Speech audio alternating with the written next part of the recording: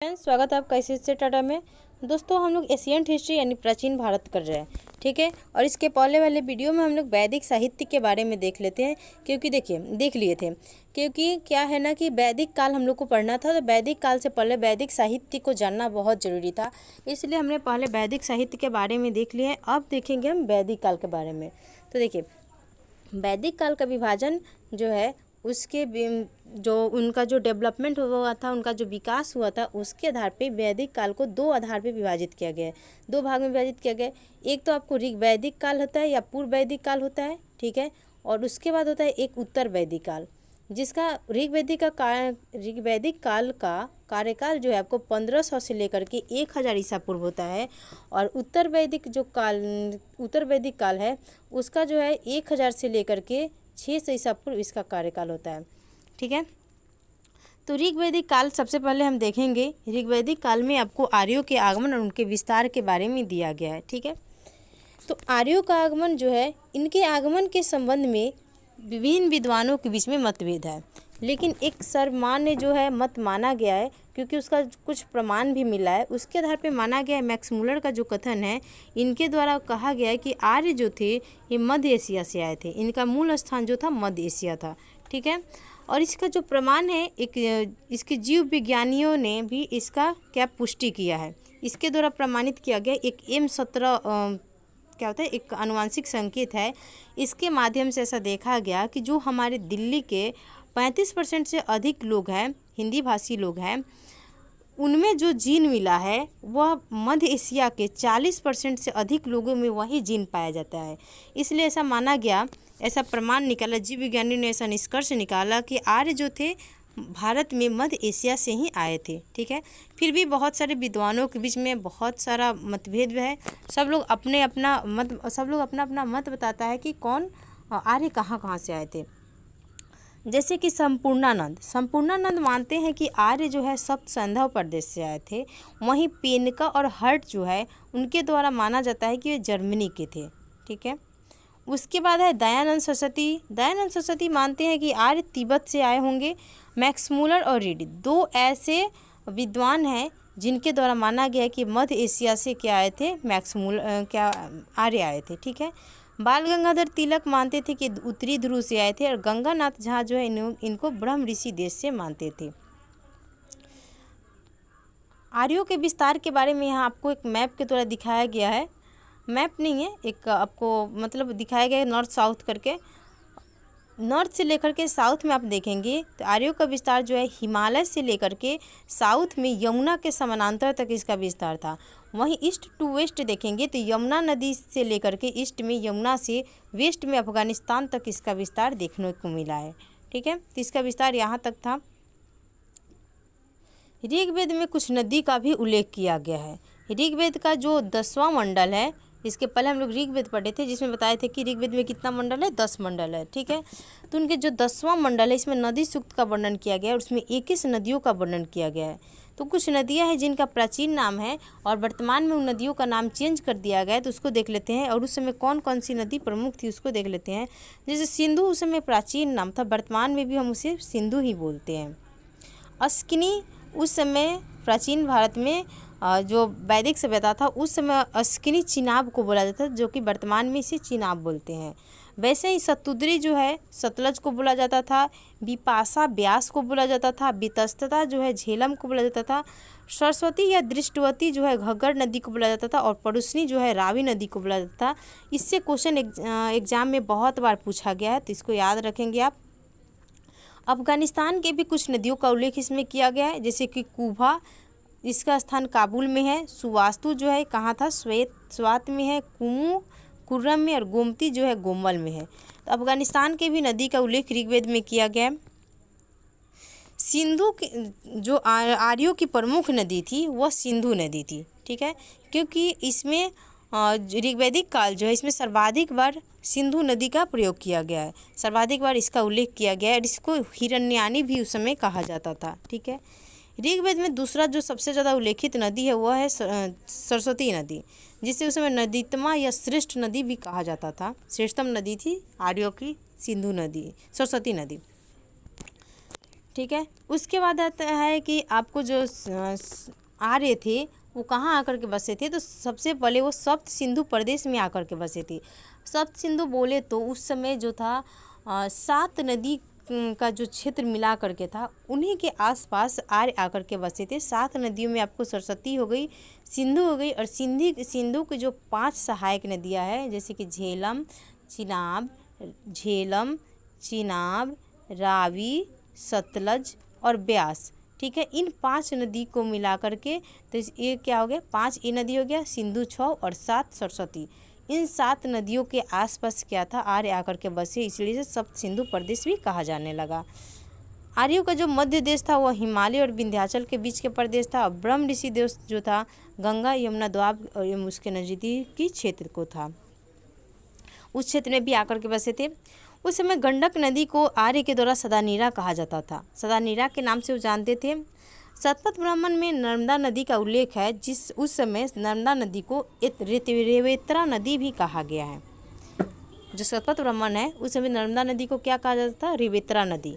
ये बहुत इंपॉर्टेंट हो जाएगा, ठीक है। रेवेत्रा नदी किस नदी को बोला जाता था, तो नर्मदा नदी को। और किस ग्रंथ में है, तो ब्राह्मण ग्रंथ में है, शतपथ ब्राह्मण में।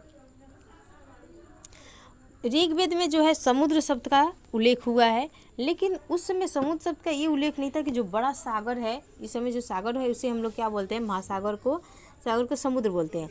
लेकिन उस समय जो था सागर शब्द से अर्थ था, समुद्र शब्द का अर्थ था एक बड़े जल राशि का जमा, जहाँ पे बहुत ज़्यादा जमा हो जाता था एक बहुत बड़े एरिया में, उसे क्या कहा जाता था, उस समय लोग ऋग्वेद में समुद्र शब्द से उसे पहचानते थे। उस समय मरुस्थल के लिए धन्व शब्द का प्रयोग किया करते थे। इनका संघर्ष देखते हैं, जो आर्य थे जब बाहर से आकर के यहाँ पे आए तो इनका जो स्थानीय लोग था उनसे संघर्ष था, ठीक है। स्थानीय लोगों में कौन कौन थे, दास और दस्यु। जैसे कि आपको पता है कि जब आर्य यहाँ पे आए तो यहाँ के जो मूल निवासी थे वो जनजाति के रूप में ही रहते थे। उस समय उनका इतना विकास नहीं हुआ था, ठीक है।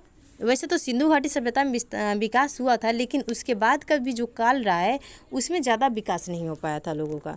तो उस समय लोग क्या थे, जंगलों में रहते थे, अपना जीवन यापन जो बहुत अलग तरीके से जीते थे। और जो ऋग्वेद आर्य आए तो इनका जो जीवन यापन था बहुत ज़्यादा मतलब श्रेष्ठ था। ये संस्कृत बोलते थे, इनका अपना लिपि भी था, ठीक है, जिसके कारण ये अपने आप को क्या किए, श्रेष्ठ मानने लगे। और जो यहाँ के जनजातीय लोग थे उन्हें दास बोलते थे और दस्यु बोलते थे। लेकिन जो आर्य हैं ये दास को कुछ नहीं किए, कोई हर्जाना नहीं किए, इन्हें कोई भी हानि नहीं पहुँचा है। लेकिन दस्यु से इनकी हमेशा लगातार लड़ाई होती रही है, और ऋग्वेद में उसका चर्चा बहुत ज़्यादा बार देखने को मिला है। ऋग्वेद के अनुसार ही भरत वंश के जो राजा थे दियोदास, उन्होंने संबर को हराया था। यहाँ दास का शब्द किससे, दियोदास के नाम से लगता है। ऋग्वेद में वर्णित दस्यु इस देश के मूल निवासी थे, जैसे मैं आपको पहले बताई हूँ। आर्यों के जिस राजा ने उन्हें पराजित किया उन्हें त्रयोदस्यु कहा गया। यानी जो दस्यु थे इनसे हमेशा क्या होता था, आर्य की लड़ाई होती थी और जो इससे जीतते थे, जो राजा जीतते थे उन्हें त्रयोदस्यु कहा जाता था, त्रयोदस्यु। और आर्य जीतते थे उनसे। यह राजा दासों के प्रति उदार था, परंतु जो दस्यु थे उनका शत्रु था, जैसे कि मैं पहले भी आपको बताई हूँ। ऋग्वेद में दस्यु हत्या का उल्लेख बार बार मिलता है, परंतु दास हत्या का नहीं मिलता है। ऐसा माना जाता है कि आर्य जो थे वो आए तो इनका 5 कबीला था, जिसे पंचजन भी कहा जाता था। दशराग युद्ध का भी वर्णन ऋग्वेद में देखने को मिलता है। तो ऐसा माना जाता है कि भरत वंश और 10 राजा के बीच में ये युद्ध हुआ था, और इसमें जो राजा जीते थे उनको क्या किया गया था। और इसका वर्णन जो है आपको ऋग्वेद के 7वें मंडल में देखने को मिलता है। और इस पराजित जनों में जो पुरुजन थे वो सबसे महान राजा थे। इसमें जो पराजित हुए थे उनमें सबसे महान राजा को कौन थे, तो पुरुजन थे, ठीक है। इस युद्ध में आर्य के जो राजा थे वो सुदास थे और अनार्यों के राजा भेद थे। अब देखते हैं आर्य का जो सामाजिक जीवन था वह कैसा जीवन था उनका। तो ऋग्वैदिक काल जो था इस समय स्त्रियों को बहुत ज़्यादा महत्व दिया जाता था। ठीक है, इस समय जो स्त्रियां होती थी वो सभा समिति में भाग ले सकती थी, अपना निर्णय दे सकती थी, वे अपने पति के साथ यज्ञ में भी भाग ले सकती थी। वहीं उत्तर वैदिक काल में देखेंगे तो इस सारी प्रथा को जो है समाप्त कर दिया गया था। आगे हम पढ़ेंगे उसको। उसके बाद है इस काल में स्त्री शिक्षा का महत्व था। पर्दा प्रथा नहीं था, सती प्रथा का भी उस समय प्रचलन नहीं था। ऋग्वैदिक काल में नियोग प्रथा एवं विधवा विवाह का प्रचलन था। इस समय ऋग्वैदिक काल में विधवा विवाह हो सकता था। अगर कोई लड़की विधवा हो गई तो उसका दूसरा विवाह कर सकती थी।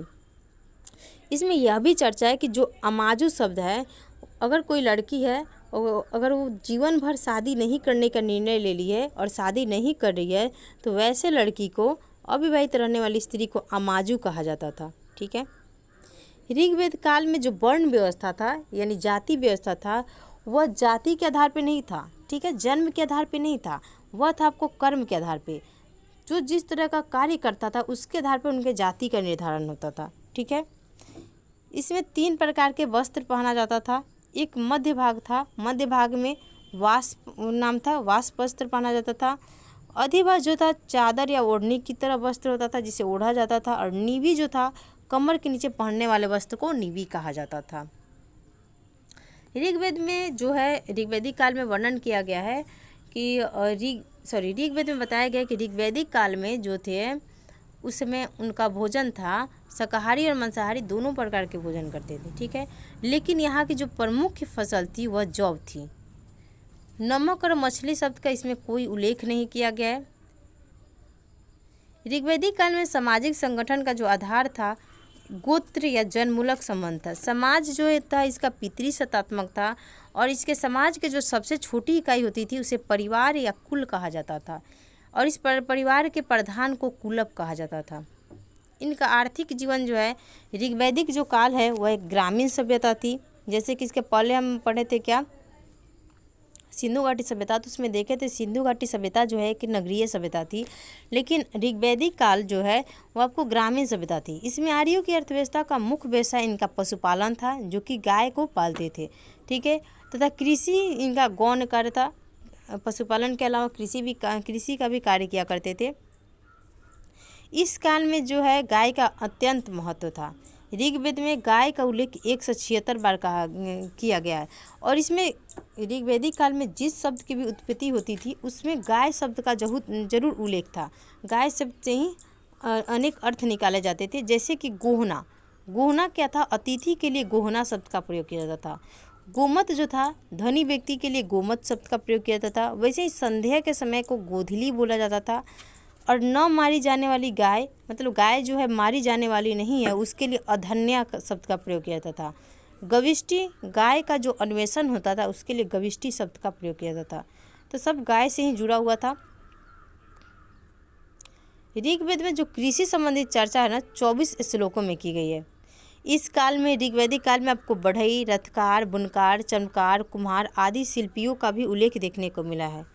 अयस शब्द का प्रयोग इस समय तांबे तथा कांसे के अर्थ में होता था। अयस शब्द का प्रयोग इसमें किया गया है और अयस शब्द का प्रयोग किया जाता था तांबा और कांसा के लिए। इनका राजनीतिक जीवन जो था ऋग्वैदिक काल में आर्यों का जो प्रशासन तंत्र था कबीले के प्रधान के द्वारा संचालित होता था, जिसके कबीले के प्रधान को क्या कहा जाता था, राजन कहा जाता था। इसके अनेक पार्ट थे, जैसे कि कुल मिलकर के क्या बनाता था, अनेक कुल मिलकर के ग्राम बनाता था और कुल के प्रधान को कुलप कहा जाता था। वैसे ही अनेक ग्राम मिलकर के क्या बनाता था, 20 बनाता था और 20 के प्रधान को विस्पति कहा जाता था। फिर अनेक 20 मिलते थे तब मिलकर के जन बनाता था जिसके प्रधान को राजन कहा जाता था।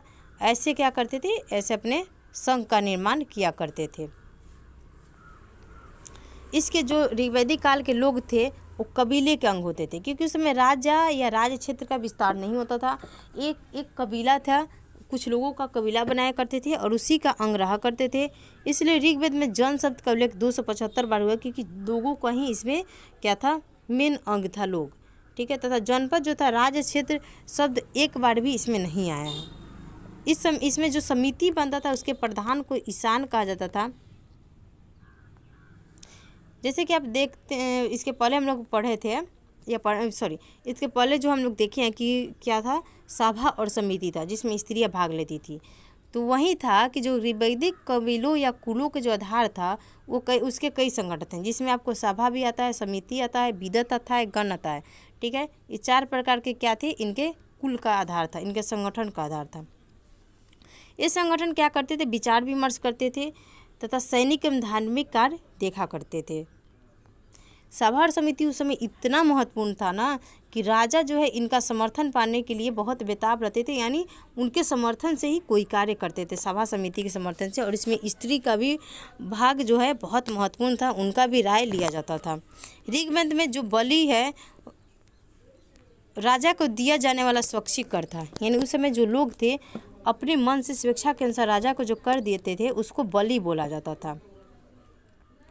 दैनिक प्रशासन के लिए जो उनके प्रशासन हुआ करते थे वो राजन की सहायता के लिए सबसे महत्वपूर्ण उनके जो राजा को सलाह दिया करते थे या किसी कार्य को करने के लिए बोला करते थे, वो कौन थे, सबसे महत्वपूर्ण अधिकारी थे, वो पुरोहित थे। इस काल में वशिष्ठ और विश्वामित्र 2 पुरोहित का भी चर्चा है, जिसमें वशिष्ठ को बताया गया है कि ये रूढ़िवादी थे, वहीं विश्वामित्र को उदार व्यक्ति के रूप में बताया गया है। इनके कुछ अधिकारी थे, जैसे कि सेना हो गया, ग्रामणी हो गया, बजपति, इनके अधिकारी थे। इनके धार्मिक जीवन देखेंगे तो इनमें कुल 33 देवता का वर्णन है। जो ऋग्वैदिक काल इसमें 33 देवताओं का उल्लेख किया गया है।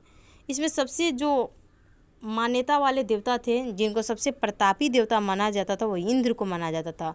और इनको किला तोड़ने वाला यानी पुरंदर भी कहा जाता था। इनको वर्षा का देवता भी बोला जाता था।